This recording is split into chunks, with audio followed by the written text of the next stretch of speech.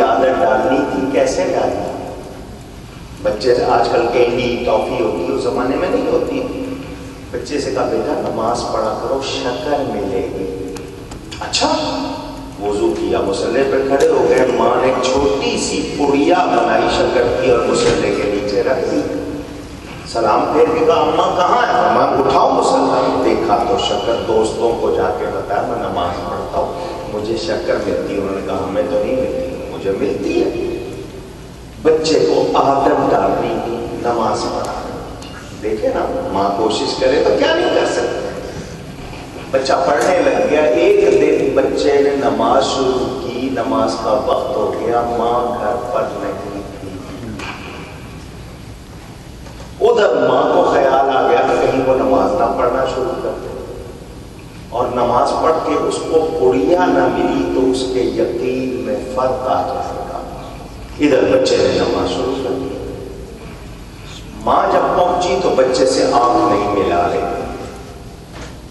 اس کو بھی احساس ہے. ادھر بچہ بڑا مست، پوچھنا بھی نہیں چاہ رہی کہ کیا نماز پڑھ لی ہے یا نہیں پڑھی، کیونکہ اس کو یہ کہ اگر میں نے پوچھ لیا اور اس نے کہہ دیا نہیں ملی ہے تو پھر میں کیا بناؤں گی بات. آج کل کی طرح تو نہیں کہ ہم جھوٹ بول دیتے ہیں، اور جھوٹ جو ہے یہ سب سے بڑی بیماری. جو ماں جھوٹ بول کر بچے کو بہلاتی ہے اس کا بچہ پھر ساری عمر کبھی درست نہیں ہوتا. حدیث شریف میں ہے ایک عورت نے بچے کو بلایا، ادھر آؤ میں تمہیں کچھ دوں گی. حضور نے فرمایا دینے کی نیت تھی یا نہیں؟ اسے کہا کہ میرے ہاتھ میں کھجور تھی. فرمایا اگر نیت نہ ہوتی یہ بھی جھوٹ لکھا جاتا. یعنی جھوٹی تسلیاں یا بہلاوے نہیں دینے چاہیے.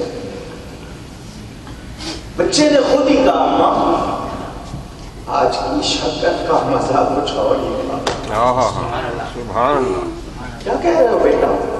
اماں آپ تو تھی نہیں، نماز کا وقت ہوا میں نے پڑھا. آج جو شکر ملی ہے اس کا ذائقہ کچھ مختلف ہے.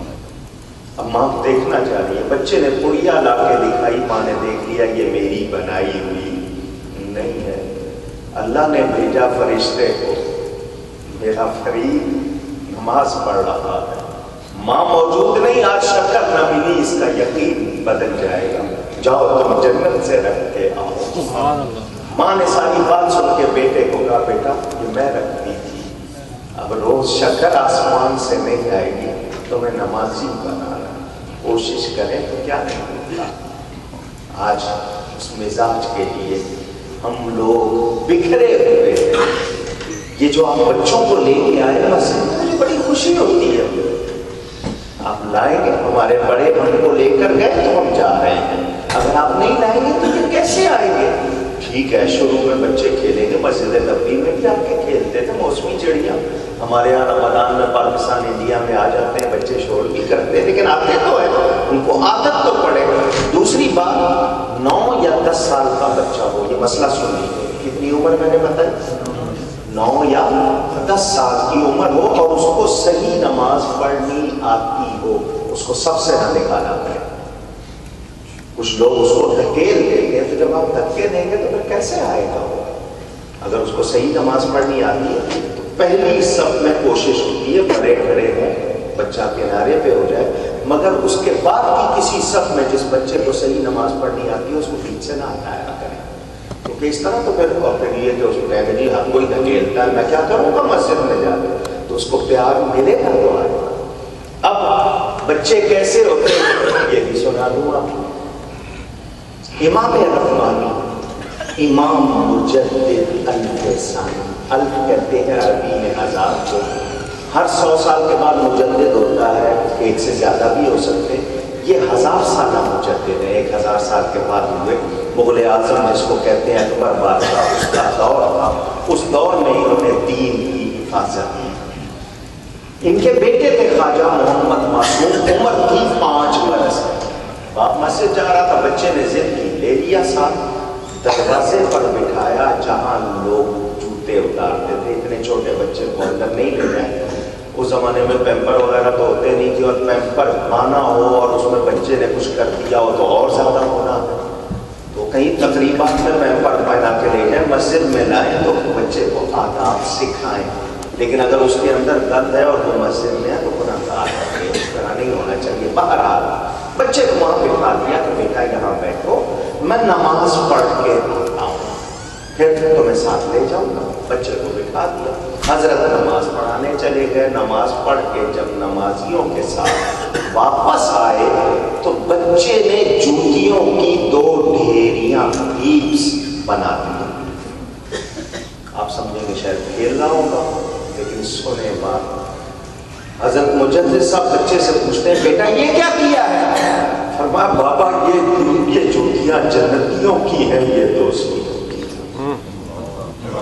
بچے نے صرف پاؤں کس کا جاتا ہے جوتی دیکھ کر پہچان لیا۔ حضرت نے جلدی سے ملا دی، اللہ نے پردہ رکھا تو کیوں بولتا؟ اس کو ایک ہندو کی دکان سے بنی ہوئی ایسی چیز کھلا دی، 40 سال تک پھر اس بچے سے کوئی کرامت ظاہر نہیں ہوئی۔ میری آپ کی غذا کیسی، میرے آپ کے معمولات کیسے، دعویٰ ہم سب مسلمانوں نے کا کر رہے ہیں اور اپنے آپ کو دوسروں سے بہتر بھی سمجھ رہے ہیں۔ کیا کردار ہے ایسا؟ کیا ہمارے اخلاق ایسے ہیں؟ کیا ہم واقعی اس چیز کو پورا کر رہے ہیں؟ یہ مجھے اور آپ کو سوچنا چاہیے۔ مسجدیں بنانا اور مسجدیں آباد کرنا کن کا کام ہے؟ قرآن کا بیان، جو اللہ پر روز آخرت پر ایمان رکھتے۔ مسجد بیرار بنائی تھی مدینہ منورہ میں منافقوں نے، اللہ فرماتا ہے اس کی بنیاد میں کفر اور مسلمانوں کو لڑوانا تھا۔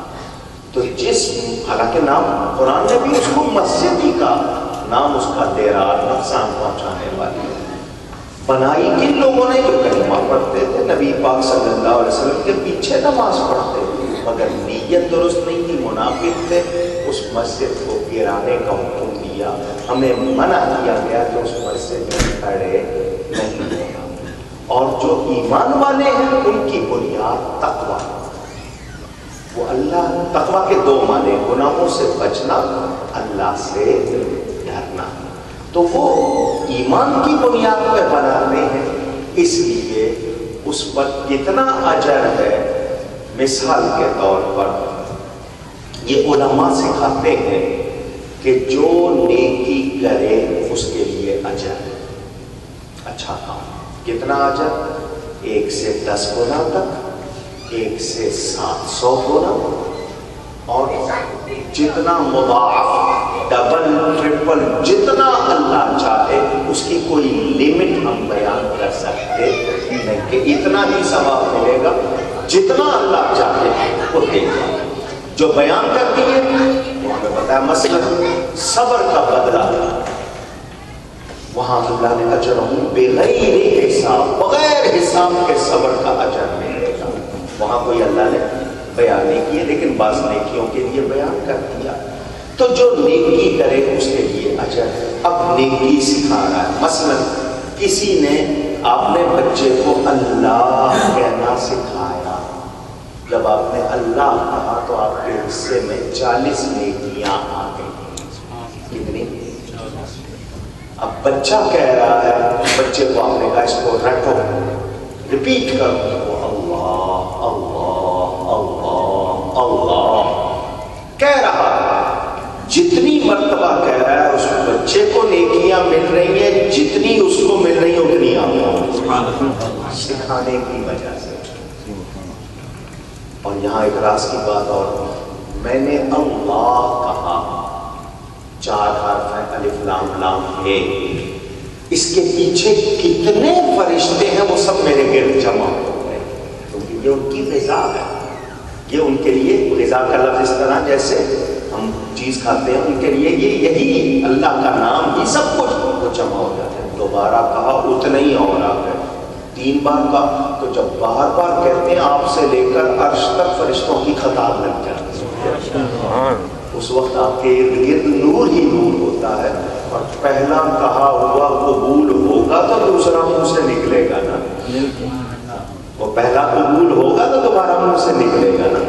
تو آپ نے بچے کو سکھایا، اب وہ بچہ سیکھ کے آگے سکھائے گا۔ پہلے 1 واسطہ تھا، اب 2 واسطے ہو گئے، پھر وہ تیسرا سیکھ کے آگے سکھائے گا۔ کتنے واسطے ہوتے جائیں گے؟ جتنے عمل کرتے جائیں گے اس پہلے کو ان سب کے برابر ثواب ملے گا. یہ اسلام ہے. یہاں آپ کو شوق دلایا گیا. مثلا سہل اور سہیل دو لڑکے تھے یتیم, مدینہ منورہ میں رہتے تھے. میرے نبی پاک صلی اللہ علیہ وسلم جب مدینہ منورہ گئے تو ان کو ایک زمین پسند آ گئی. کسی زمانے میں کھجوروں کا باغ تھا, اب سوکھ چکا تھا. نبی پاک کو جگہ پسند آئی, فرمایا یہاں مسجد بنانی ہے. وہ دو یتیم بچوں کی تھی, انہوں نے فوراً دے دی. حضور نے فرمایا اس کی رقم ادا کی اور کہا ہم نہیں لیں گے. حضرت ابو بکر نے ادا کی. اب مسجد نبی میں ایک نماز کا ثواب کتنا ہے, ایک نیکی کا ثواب کتنا ہے؟ جتنا سب کرنے والوں کو ملے گا اس کے برابر حضرت ابو بکر کو ملے گا. 1400 برس سے زیادہ ہو گئے. کتنے کتنے لوگ ہیں, کتنی بار نماز پڑھی, قرآن پڑھا, تسبیح پڑھی, ہر ایک کو ثواب ملے گا ان سب کے مجموعے کے برابر. تو جب حضرت ابو بکر کا اتنا ثواب ہے, میرے نبی کا کون انسان تھا. اور ان کے لیے تو قرآن وَإِنَّكَ لَأَجْرًا غَيْرَ مَمْنُونٍ, کسی پر کسی کا احسان نہیں ہے نبی پر, میرے نبی کا احسان ہے سب پر. تو میرے کریم سے گر قطرہ کسی نے مانگا, دریا بہا دیے در بے بہا, تو وہ عطا کرنے والے. تو مسجد بنانا ایمان والوں کا کام ہے, تقوی والوں کا. اور جب وہ بنائیں تو ہم سب اس میں حصہ لیتے ہیں. زمین آپ نے دیکھا ہوگا, جب ہم جماعت کے ساتھ نماز پڑھتے ہیں تو صف میں جگہ نہیں چھوڑتے. جب جماعت ختم ہو جاتی ہے تو ہم بکھر جاتے ہیں, کوئی ادھر ہو جاتا ہے, کوئی ادھر. کیوں؟ کیونکہ جتنے حصے پر آپ نماز پڑھیں گے کل قیامت میں وہ گواہی دے گا. تو ہم کوشش کرتے ہیں کہ زمین کے زیادہ ٹکڑوں پر ہم سجدہ کریں تاکہ کل وہ گواہی دیں. تو یہ مسجدیں جتنی ہیں جو بھی اللہ کے لیے تقوی والوں نے بنائی, یہ زمین اسی طرح اٹھائی جائے گی اور اس کو زمین پر اس طرح جو تباہ ہونے والی ہے اس میں نہیں رہنے دیا جائے گا. تو جو بنائے گا کتنا اجر ہے.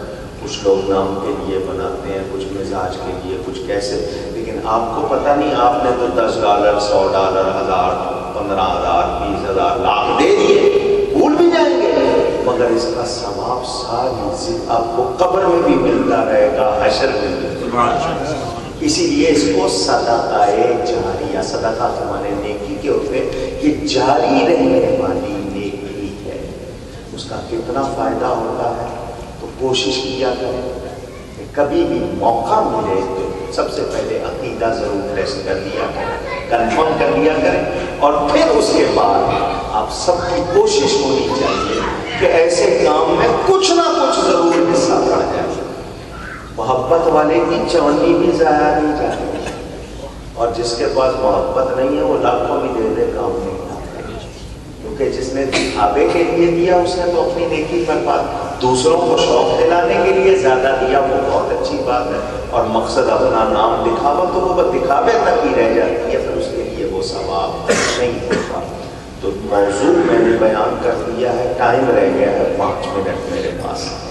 جس مقصد کے لیے آیا ہوں, یہ تنویر سے جناب تنویر اقبال صاحب زیارت کرایا ہوں, آگے آ جائیں. اور یہ سید منور علی صاحب بخاری, یہ 2 افراد ہیں, ہائی پوائنٹ نارتھ کیرولائنا سے آپ کے پاس آئے. 7 ایکڑ انہوں نے زمین لی ہے.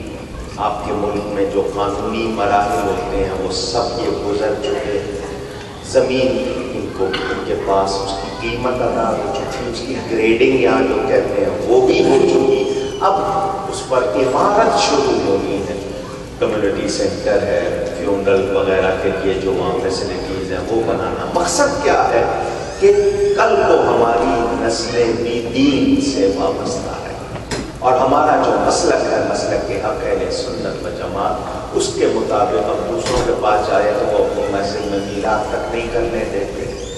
وہ کتنی چیزوں سے روک دیتے ہیں, فاتحہ سے روک دیتے ہیں. تو یہ آئے ہیں, ان سے آپ اللہ کے لیے نقد تعاون کر سکتے ہیں, نقد تعاون کیجیے. آپ کو اگر کوئی اس وقت موجود نہیں ہے، ان کے پاس وہ پلیٹ فارم بھی ہے، آپ وہ لے سکتے ہیں، اپنا نمبر وغیرہ لکھ لیں، ان کے نمبر وغیرہ لے لیں، تو یہ تعاون کیجیے، کیونکہ وہی بات میں نے آپ سے کہی کہ یہ سلسلہ وہ ہے جس کی آپ کو برکت بھی ہے اور آپ کے لیے ایک وہ سلسلہ جس کا فائدہ بھی ہے، یعنی ثواب بھی ہے، فائدہ بھی ہے، خیر ہی خیر ہے۔ اور جو کوئی وعدہ کرنے بھلے وہ 5 کا کرے یا 5 لاکھ کا کرے، وہ دے ضرور، صرف یہ نہیں ہے کہ رسمی طور پر خوش کرنے کے لیے، کیونکہ اکثر ایسا ہوتا ہے کچھ لوگ باپ وعدہ کر لیتے ہیں، ہاں بھائی ٹھیک ہے نام لکھ لیں، وہ اگلے خوش ہو جاتے ہیں، پھر وہ رابطہ ہی کرتے رہ جاتے ہیں، فون ہی نہیں ملتا۔ تو ایسا نہ ہو، کوشش کیجیے گا نیکی کے ساتھ، اللہ تعالیٰ جزائے خیر عطا فرمائے۔ یہ دور سے آئے ہیں، ہم لوگ دنیا کے بہت سے کاموں کے لیے بڑھ چڑھ کر کرتے ہیں، یہ بھی ہماری ایک ذمہ داری ہے، ہمیں اس کی کوشش کرنی ہے۔ تو مجھے جتنا ٹائم دیا گیا میں نے کوشش کی کہ ان کی مرضی کے مطابق موضوع بھی بیان ہو جائے اور آپ حضرات کو پیغام بھی پہنچ جائے۔ اور آپ یہ میں نے اپیل کی ہے، آپ کو اتنی بات بتا دوں، میں چندہ کرنے والا آدمی نہیں ہوں، میں نے 5 کانٹیننٹس 5 بلور اعظم کا سفر کیا ہے، دنیا کے 51 ملکوں میں اب تک گیا ہوں، نبی پاک صلی اللہ علیہ وسلم کی محبت کا پیغام پہنچانے۔ دنیا کا کوئی ایک شخص نہیں کہے گا کہ میں نے کبھی پاکستان میں اپنی مسجدوں کے لیے، مدرسوں کے لیے، کتابوں کے لیے، کسی شخص کے لیے کبھی کسی سے ایک پیسہ نہیں مانگی، الحمدللہ ایسا نہیں۔ لیکن چونکہ یہاں پر نہیں ہے یہ افراد موجود ہے، میں ثواب کے لیے اعلان کر رہا ہوں کہ آپ ان کے ساتھ، کیونکہ انہوں نے ایفیلیشن کیا ہے میرے اس کے اکیڈمی کے ساتھ، والد صاحب کی اس سلسلے میں یادگار مشہور میں آپ کو بتا چکا ہوں، تو اس حوالے سے میں آپ تک یہ بات پہنچا رہا ہوں کہ آپ لوگ ان کے ساتھ ضرور تعاون کریں۔ یہ بڑے شہر میں آئے ہیں، کتنا خرچ کر کے آئے ہیں، اگر خالی گئے تو یہی سوچیں گے کہ ہیوسٹن میں شاید لوگوں کے پاس دل نہیں ہے، ایسا تاثر نہ لے کے جائیں، بلکہ اللہ کرے کہ آپ سب اس نیکی میں شامل ہوں، آپ سب کو ثواب ملے، اللہ تعالیٰ توفیق عطا فرمائے۔ وہ میں نہیں چاہتا تھا کہ میں تقریر لمبی کر کے مولانا کی طرف دیکھوں کہ مجھے ایکسٹرا ٹائم دے دے، انہوں نے جو ٹائم دیا ہے میں اس سے 1 منٹ پہلے ہی آپ سے اجازت چاہ رہا ہوں۔ اللہ تعالیٰ آپ سب کو برکتمان، خواتین میں بھی پیغام بھیج دیجیے گا جو آپ کے ساتھ آئی ہیں، کیونکہ ان کے دل ذرا کھلے ہوتے ہیں اس معاملے میں۔ آپ لوگوں کو اگر بجٹ دینا ہوتا ہے کبھی کبھی خراب دیوی کا مظاہرہ کرتی ہے۔ اللہ تعالیٰ سب کو جزائے خیر دے۔ مجھ سے گفتگو میں کہیں کوئی غلطی ہوئی ہے اللہ کی بارگاہ میں توبہ کرتا ہوں، انشاءاللہ اللہ نے چاہا تو ملاقات ہوگی۔ والسلام علیکم ورحمۃ اللہ وبرکاتہ۔